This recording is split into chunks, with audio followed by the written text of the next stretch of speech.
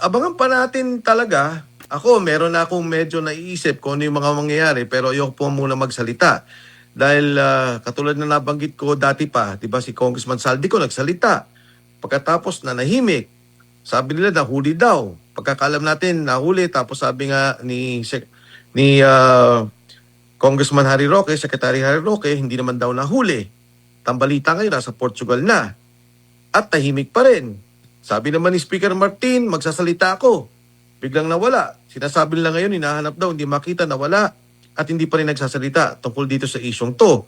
So, tingnan natin kung ano talaga ang pupuntahan itong mga bagay-bagay nito. Pero ang mahalaga dito, ay umusad ang kaso. Hindi pwedeng ganito lang na parang nanahimik lahat, nawala. Tingin ko talaga magagalit na ang tao.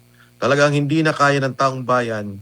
Lalo tigit na, yun nga, pinanggit ko, nasa krisis tayo, tumataas ang mga presyo, naghihirap sila, nakikita mo talaga ng mga problema. Ang Mayo 1, parating na, araw ng mga manggagawa.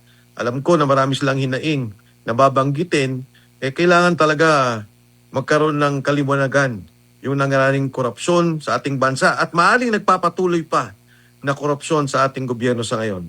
Naglabas na po ng precautionary hold departure order in Sandigan Bayan, 7th Division laban kay former Speaker Martin Romualdez. Nakitaan raw ng korte ng probable cause na maaaring umalis ng bansa itong dating lider ng Kamara. Sa punto po natin ngayon, masasabi po ba natin na tuloy-tuloy na itong laglagan blues, Kong? Well, una sa lahat, si Speaker Martin Romualdez, pinayagan naman siya ng Kongreso. At ito nga, lumabas nga si Ombudsman at sinabi niya, di ba nung una pa yan parang bulletin doon sa parang ganun pa. Hindi pa yung hold order na sinasabi ng Sandigan Bayan.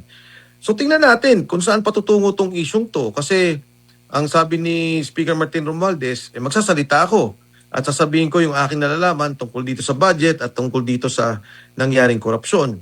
Tingnan natin. Maganda nga to dahil para mailinaw nating lahat. Dahil ang sabi naman ng lahat, di ba? Ito ang panawagan ng lahat. Gusto natin makita ang katotohanan, gusto natin managot kung sino ang nagnakaw. At syempre, gusto rin natin mabalik kahit pa paano yung pondong nanakaw nila at mapakinabangan naman ng taong bayan lalo tigit ngayon na nasa gitna tayo ng isang krisis.